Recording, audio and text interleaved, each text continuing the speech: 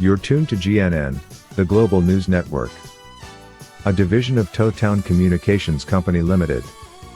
Towtown presents Japan Journal. Japan Journal with Mal Adams, the internet's #1 English language weekly online cybercast from Japan. And now your host, Mal Adams.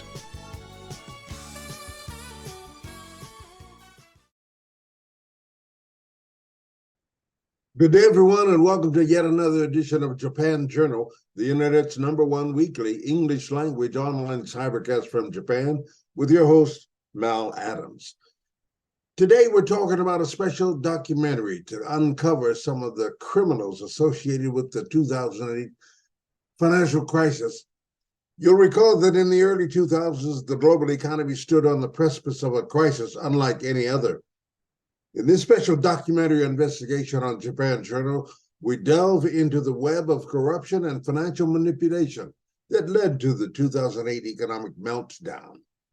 We will uncover how powerful individuals in Wall Street and Washington, both Democrats and Republicans, conspired to create an environment where greed knew no bounds.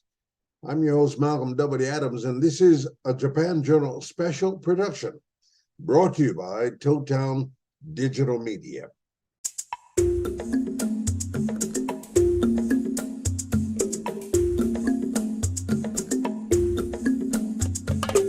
From GNN, the Global News Network, a division of Towtown Communications Company Japan. Japan Journal with Mal Adams, a Black Buddha Productions joint of Japan. And now, your host, Malcolm W. Adams.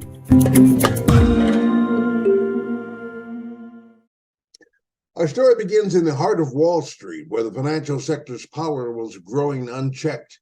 It was an era marked by the consolidation of mega financial institutions driven by deregulation and a thirst for profit. In 1998, Citicorp and Travelers merged, forming the colossal Citigroup. This merger, however, violated the Glass-Steagall Act, which had once separated commercial banking from investment banking. Let's look at Presidents Reagan, Bush, and Clinton and their involvement. Throughout the 80s and 90s, Presidents Reagan, Bush, and Clinton oversaw a wave of financial deregulation under the influence of powerful Wall Street interests. They dismantled critical and crucial regulations that had once acted as a safeguard against reckless financial practices. We got to take a close look at Alan Greenspan and his role. Greenspan, then chairman of the Federal Reserve, played a pivotal role in this era. He praised figures like Charles Keating, who used their customers' money recklessly, allowing greed to take precedence over responsibility.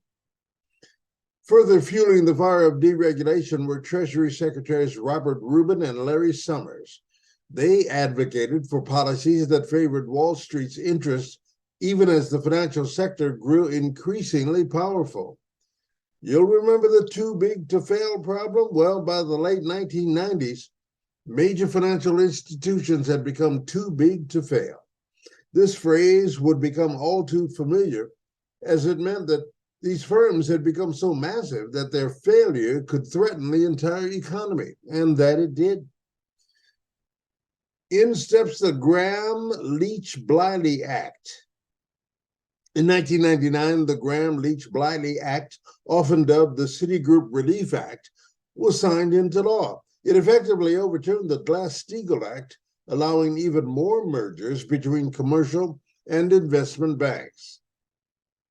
Robert Rubin, once a key figure in the Clinton administration, joined Citigroup as a vice chairman and received an astonishing $126 million payout. This revolving door between Wall Street and Washington raised questions about the ties between power and profit. As the 2000s rolled on, financial markets became a breeding ground for high-risk speculation. Complex financial instruments like mortgage-backed securities, often rated far higher than their actual worth, were traded recklessly.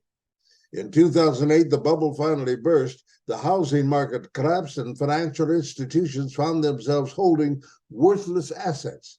the global economy was on the brink of a collapse. Key figures in this financial debacle included Alan Greenspan, Robert Rubin, Larry Summers, and numerous CEOs from major financial institutions. Their roles in fostering a climate of unchecked greed would come under intense scrutiny. The 2008 global economic crisis was a wake-up call for the world. It revealed the corrupt nexus of powerful individuals in finance and politics who prioritized their own interest over the well-being of millions. The consequences of their actions were catastrophic, and the scars of that crisis still linger today. I'm Malcolm W. Adams, and this has been a Japan Journal special investigation into the events that led to the 2008 global economic crisis. Thank you very much for joining us in this eye-opening journey through the corridors of power and greed. This documentary was produced by Totown Digital Media, a division of Totown Communications Company Limited. We encourage you to seek further information and engage in discussions about the issues raised in this program. Stay informed, and together we can strive for a more just and responsible financial system. Thank you very much for watching, and we'll see you down the line. Good day. You're tuned to GNN, the Global News Network, a division of Totown Communications Company Limited. Totown presents Japan Journal. Japan Journal with Mal Adams, the Internet's #1 English language weekly online cybercast from Japan.